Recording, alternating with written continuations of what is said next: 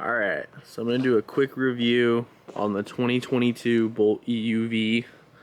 There wasn't too many good reviews, like video walkarounds and stuff on the car when I bought mine, so I figured I'd do this to help out some people. I'll go over a couple of things like charging, the exterior, how it drives, my opinions on it. If you guys have any questions, or I could make another video, or I can happily answer your questions. So let's go over the charging. Here's the charge port for it. And it comes with a charger, which I'll show you. It's right over here. Here's a charger. And it comes with two plugs on the charger, one for 220 and one for 110. So there's three levels of charging. There's level 1, which is your standard like 110 outlet that you have inside of your house. That's the common one that's pretty much everywhere. But if you're gonna charge it with that, then you're gonna be expecting about 4 miles per hour, which wasn't gonna work for our family. So we went ahead and did the 220 outlet, which I just showed you, the 220. You're most likely gonna have to wire it in or have it wired in. I wired in myself and it didn't take too long. It was about a day job, probably about a 5 or 6 hour job. That's what the outlet for 220 looks like. And then you get 25 miles per hour. So that definitely works for our family. Basically a full charge overnight versus the just standard 110 outlet. A full charge overnight was like only 40 miles. So, but yeah, so I highly recommend doing the 220. Most of the people aren't going to work with 110. But so here's the thing, Chevy does offer to come to your house. They have an independent company that they hire, they contract to come to your house and do the wiring for you. So if they can do it under $1,000, then they do it for basically free. Or if it's going to cost more than that, they give you a $1,000 credit. So it kind of seems a little bit scandalous to me, like they're like the company's expecting to like charge you like $2,000, $2,500 to come do all the wiring, and then they're just going to charge you out of pocket for the rest. Over $1,000. So I just did it myself. It only cost me like it was like $500, so really wasn't that bad, and it was pretty easy. So you can do some research and do the wiring yourself. It's really not that big of a deal if you're a handyman. But I did that myself and it was worth it. I didn't want to go through Chevy and pay the extra money to have the independent company come out and wire it. So just be aware of that. So because when I got my car, I was like, what, 4 miles per hour? I didn't know that. So that was something I did like the next day. And then the third level of charging is obvious. It's a supercharger, like the EV Go chargers. Anywhere, basically, like your supermarkets are out of town, they have them. So definitely recommend getting set up for the level 2 charging. It definitely makes a world of difference charging your car. So then we're gonna go to the exterior. The exterior is decent. I'm a car guy, so I'm not a big fan. It's my Tacoma right there. I like Tacomas. This is my twin turbo BMW. It's actually a good comparison to this car.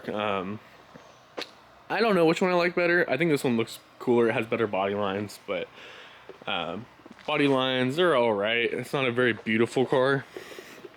But let's go over a couple things. This is the Premier Edition, so it comes with like the fancy wheels with like the plastic inserts that'll probably fly off in like, I don't know, maybe a couple years or something. I imagine those inserts are gonna come off. I like the little like a little spoiler or whatever you call it up here. It's pretty cool. It's a sunroof on this one. The car is really narrow. It feels super narrow. It's not wide at all compared to my BMW was. This is a really narrow car, so when you're driving on the road, you feel like you have tons of space. Some people might like that. I'm not a huge fan of it. I kind of like a wider, beefier car, but it's something I'm gonna have to get used to. Front end looks all right.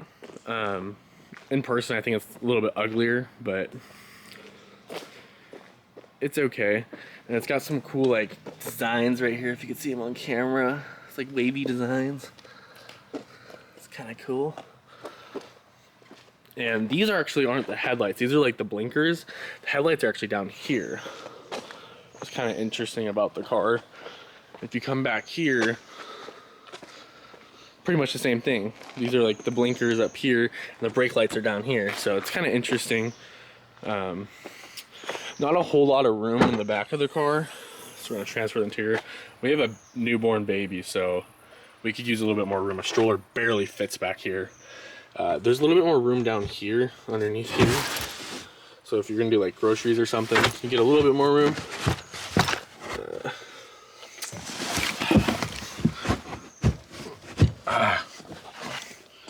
Well, that's a flaw right there.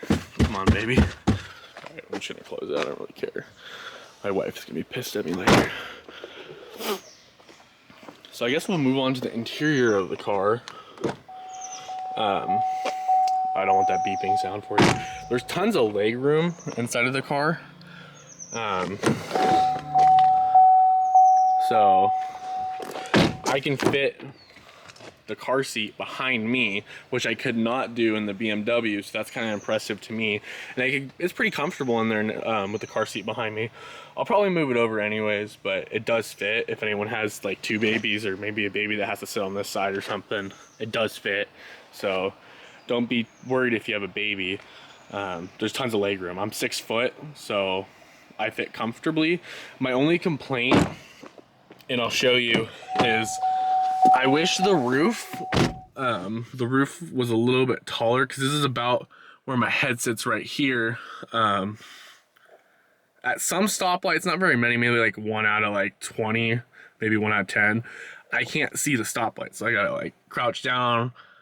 Leaning the seat back helps a little bit, but for the most part, I wish they had like another 2-inch taller roof for like maybe the glass came back a couple inches. So it's a little short and annoying to me, but it's all right. My wife's gonna drive the car and she's short. She loves it. If it's perfect for her. The interior is actually pretty nice. I don't mind the interior at all. As you can see, I've been touching that, so it's a pretty decent interior.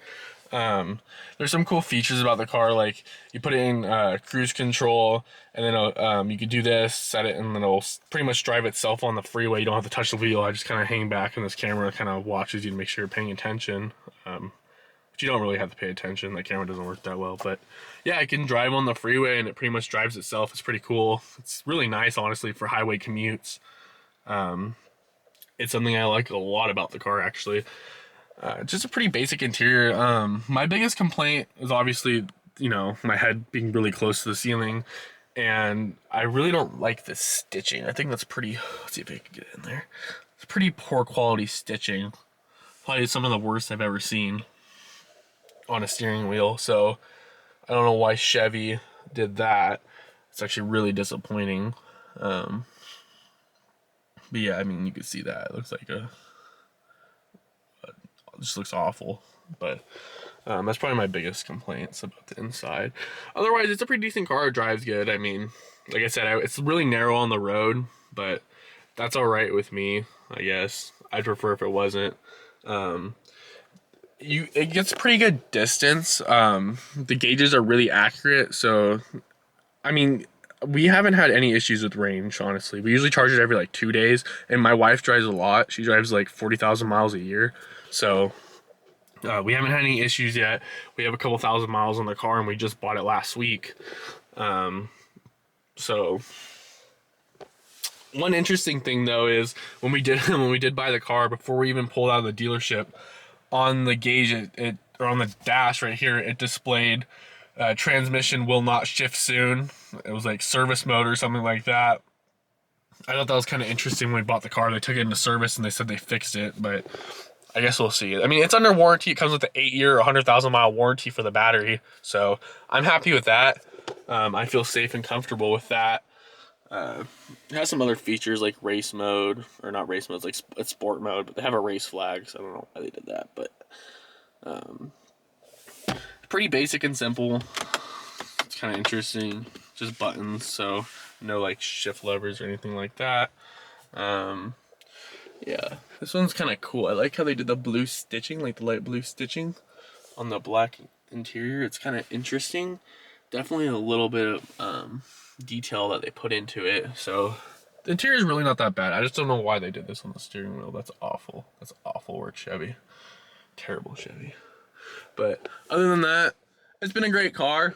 I like it so far. It's kind of exactly what I expected, to be honest. Has quite a bit of power. Feels about as fast as my twin turbo BMW. It's like 200 horsepower or something, which is pretty similar to that car.